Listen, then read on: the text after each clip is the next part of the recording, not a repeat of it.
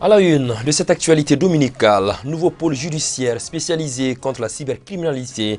Par cette mise en place, les autorités de la transition veulent prendre les taureaux par les cornes. Aïchata Diawara nous parlera plus en profondeur de la mission de ce pôle en début de cette édition. Pièce destinée à accueillir du monde où la famille se réunit pour aborder les sujets divers et variés. Le vestibule, dans sa fonction multiple, est hélas en voie de disparition dans notre société, penché de plus en plus vers la modernisation. À suivre le dossier de la rédaction avec Mancha Traoré. Voilà donc pour les titres de cette actualité dominicale. Merci de nous recevoir chez vous. Très heureux de vous retrouver. Bonsoir et bienvenue. Tradition respectée ce samedi par la mairie de la commune 5 du district de Bamako, celle de rencontrer la presse autour d'un déjeuner. Pour l'occasion, les responsables de la mairie donnent des explications et apportent des éclairages utiles à la participation et à la responsabilisation citoyenne. La rencontre, qui est à sa 10e édition, a réuni autour du maire Amadou Ouattara, les élus communaux et l'ensemble du personnel administratif de la mairie. Aïssa Taba et Soumaïla Konari y étaient pour ORTM2, suivant le reportage. Et réalisation et équipement d'infrastructures scolaires et réhabilitation de certaines routes pour un coût estimé à plus de 100 millions de francs CFA, ce sont là entre autres activités menées à la grande satisfaction de la population par la mairie de la commune 5 du district de Bamako. Des réalisations portées à la connaissance du grand public ce samedi à la faveur de cette séance de restitution conformément à la loi portant code des collectivités territoriales. Une tradition bien établie par la mairie de la commune 5. Tous les projets que nous avions entamés en 2022 ont été réalisés. Vous aviez par exemple le CDP de Badarabou, le centre de la petite enfance, le développement de la petite enfance, communément appelé jardin chose. Donc nous avions investi là-bas plus de 100 et quelques millions. Bon, vous allez voir dans le document 87 millions, ça c'est seulement la construction. Bon, il y a l'équipement qui fait 17 millions, donc c'est pour dire que ça c'est le résultat que je vais donner. Il y a les 3 classes réalisées au niveau du CDP, du centre du café de Calabancroix, le centre d'apprentissage féminin, où on a construit 3 classes et on les a même équipées. Donc c'est pour dire que il y a beaucoup de réalisations, il y a des routes, et des voies et des caniveaux qui ont été construits par nos soins. Tout se trouve dans les documents. Bilan satisfaisant à en croire les maires Ouattara pour qui déplore tout de même les faibles taux de paiement des taxes de développement régional et local. Beaucoup ne savent même pas le bien fondé des taxes parce qu'avant cet exercice, on disait bon, on ne savait pas ce que la mairie faisait. Mais maintenant qu'ils savent ce que la mairie fait, ils sont obligés de s'impliquer pour payer les taxes pour nous permettre d'avancer. Et on vous a dit qu'on a des soucis pour la mobilisation des ressources propres de la mairie. Nous sommes en train de nous donner les atouts nécessaires nous permettant d'avancer avec la digitalisation que nous sommes en train d'essayer depuis 2017. Mais nous pensons que le tempo est bien trouvé maintenant pour nous permettre de prendre la vitesse de croisière et engranger des résultats dans l'intérêt général de nos populations.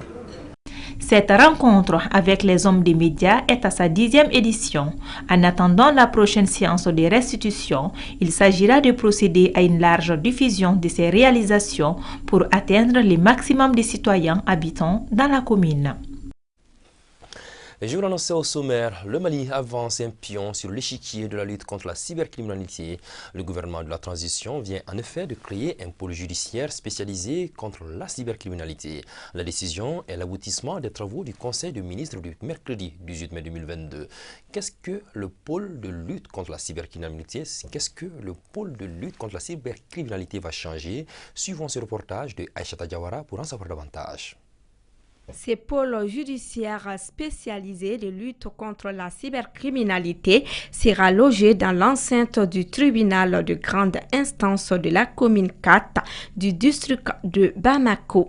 Il permettra de déterminer les modalités de poursuite, d'instruction et de jugement dans le cadre de la lutte contre la cybercriminalité. La création de ce pôle en quelque sorte, c'est de réduire au minimum les infractions liées au système informatique au Mali. Ce pôle va préciser les compétences de la brigade spécialisée et des assistants en matière de lutte contre la cybercriminalité. Vous êtes témoin de ce qui se passe. Tantôt, il y a un ministre qui est injurié par C, tantôt il y a un magistrat qui est injurié de l'autre côté. Hein. Mieux que ça, il y a plusieurs personnes qui ont été victimes des cas d'escroquerie, d'abus de confiance via les réseaux sociaux, via d'autres systèmes informatiques. Mais maintenant, la création de ce pôle, ça va permettre également à cette juridiction d'élargir effectivement ça, parce que ça a une compétence nationale. Ça va lui permettre de lui créer plus de moyens afin de minimiser au minimum, comme je vous l'avais dit, les infractions liées au système informatique.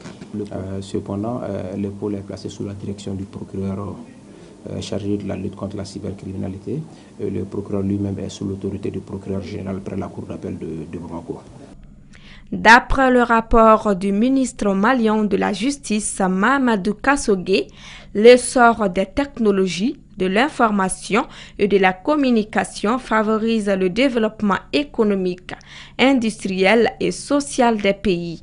Il incite la production et améliore la qualité des prestations de services. Avec l'essor des réseaux sociaux, beaucoup de jeunes ont eu des idées entrepreneuriales, fonder des web TV et employer des jeunes. Ça contribue à la réduction du taux de chômage et ça contribue vraiment à promouvoir, à faire du secteur de la communication et de l'information un domaine d'opportunités économiques. Mais cela n'est pas sans conséquence tant que ce secteur n'est pas encadré. Ce pôle de lutte contre la cybercriminalité va réduire les dérives des réseaux sociaux qui sont devenus un espace où nul n'est à l'abri des attaques contre sa personne et sa propriété, de l'escroquerie et d'autres infractions du genre. Les méfaits des réseaux sociaux ont poussé certains jeunes à la violence. Les preuves tangibles sur les réseaux sociaux sont là pour montrer que ces jeunes ont été manipulés par leurs confrères de la diaspora. Nous avons porté plainte et nous resterons derrière la loi pour que justice soit faite.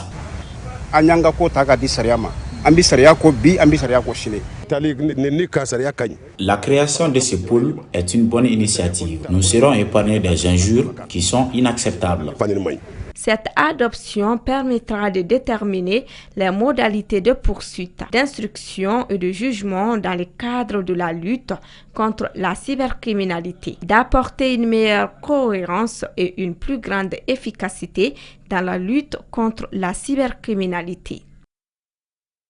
Puisque nous parlons de justice, restons-y pour nous intéresser cette fois-ci au divorce. Pendant le processus de divorce et en cas de jugement, l'une des parties peut faire appel. Cela survient généralement lorsque la partie appelant n'a pas eu gain de cause. Cependant, contester un jugement lors d'un divorce ou tout autre litige répond à un certain nombre de conditions. Tout comme la décision de M. marié, celle de divorcer ne doit pas être prise à la légère. Antambaïga. Le divorce est une rupture des liens du mariage prononcée par le tribunal saisi à cet effet. Il n'y a donc qu'un tribunal qui peut dire si un homme et une femme ne sont plus mariés. Pendant le processus du divorce et en cas de jugement, l'une des parties peut faire appel. Cela survient généralement lorsque la partie appelante n'a pas eu gain de cause. Par rapport à l'appel, ce n'est pas seulement lié au divorce ou pour dire le cas du divorce n'est pas spécifique en soi. Dans tous les domaines dans lesquels le divorce, disons, l'appel est autorisé par la loi, dès lors qu'une des parties n'est pas satisfaite de la décision du juge ou du sort que le juge a réservé à leurs différends, la personne est infondée en droit, si c'est permis par la loi, à relever appel de la décision. Et en matière de divorce, comme vous le savez, quand on parle de divorce, il y a déjà deux personnes. Donc le divorce peut être prononcé soit au tort réciproque des deux époux, soit au tort exclusif de l'un des époux.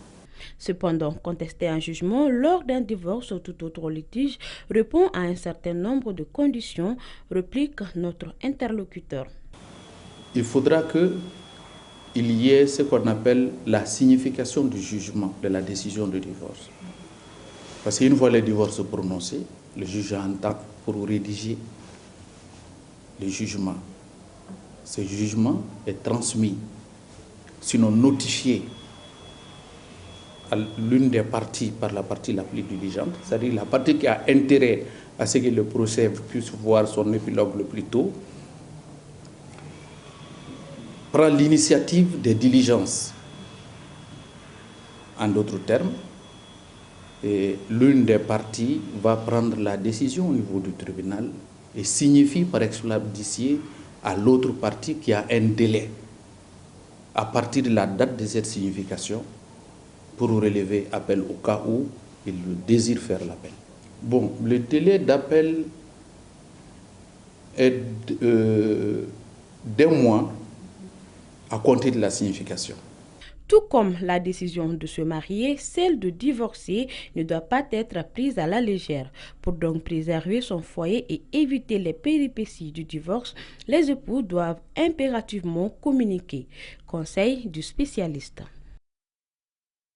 Nous en venons au dossier de cette édition à présent. Il représente pour une famille la pièce maîtresse que l'on dépasse pour accéder à la concession avec une dimension plus ou moins réduite. Il est composé de 2 portes au son nom.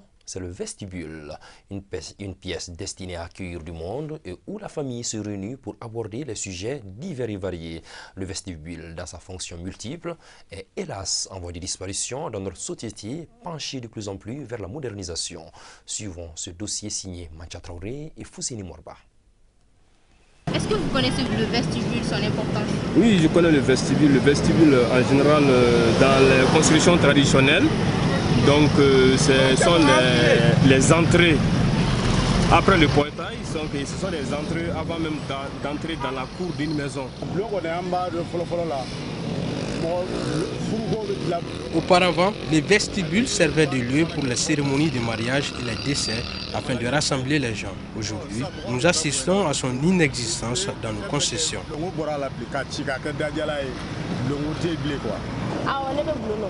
Je connais le vestibule, mais pas son utilité. Nous en avons à l'entrée de notre maison et les gens s'assoient dedans. Le vestibule, bleu en Bamanankan, est dans une concession, la pièce d'accès à la cour. Cette maison à 2 portes, se faisant face avec une légère déclinaison, constitue la première maison d'une concession pour diverses raisons. Vous allez comprendre qu'à la porte d'entrée, le chef de famille, lui, il s'assoit à droite. Toujours à l'entrée, il s'assoit à droite. Et son jeune frère lui fait face à gauche pour que quand quelqu'un vienne, qu'il ne soit pas surpris. Le vestibule, il y a plusieurs types de vestibules et il y a plusieurs vestibules. Traditionnellement à Bamako, il n'existait pas de maison sans vestibule. Le vestibule, à l'époque, c'était là aussi pour héberger les étrangers. Quand les navitans arrivaient, c'est-à-dire les commerçants ambulants, ils étaient accueillis dans le vestibule. Certains vieux quartiers de Bamako comme Bozola, Nyarela et Bagadaji gardent encore les vestibules à l'entrée de leur maison. La famille Kale, qui assure jusqu'à nos jours l'imama de la grande mosquée de Bamako, garde aussi jalousement son vestibule. Vous avez vu, la famille Kale est très grande. Et les familles sont reparties entre différents blocs. Il y a l'aîné qui est toujours le chef de famille. Donc lui, il ne se déplace pas.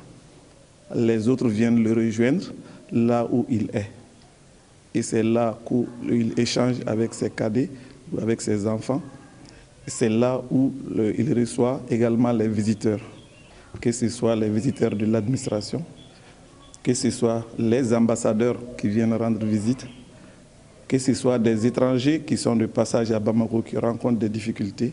Donc le chef de la famille Kale reçoit tout le monde. Le vestibule, c'est également ce lieu où les décisions stratégiques étaient prises. Il permettait donc de recréer une cellule familiale, la cohésion sociale et l'unité dans la famille. Sur le plan mythique, le vestibule, c'est aussi un lieu sacré. Ce lieu de rencontre poussait donc les couples à respecter les règles du mariage. Chacun a sa place dans le vestibule.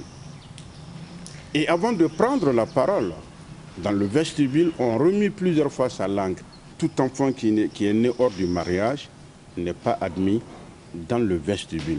Avec l'évolution du temps, on constate que les nouveaux quartiers de Bamako ne disposent pas de vestibule. Au niveau des vieux quartiers comme Bozola, Nyarela et Bagadadji, malheureusement les vestibules ont disparu au profit des boutiques. Après le décès de Balakale, le problème se posait également avec le fait des boutiques qui sont tout autour. Donc la famille Calais a décidé de venir reprendre cet ancien vestibule qui existait déjà, de le faire en dur et justement d'en faire le vestibule de la famille Calais.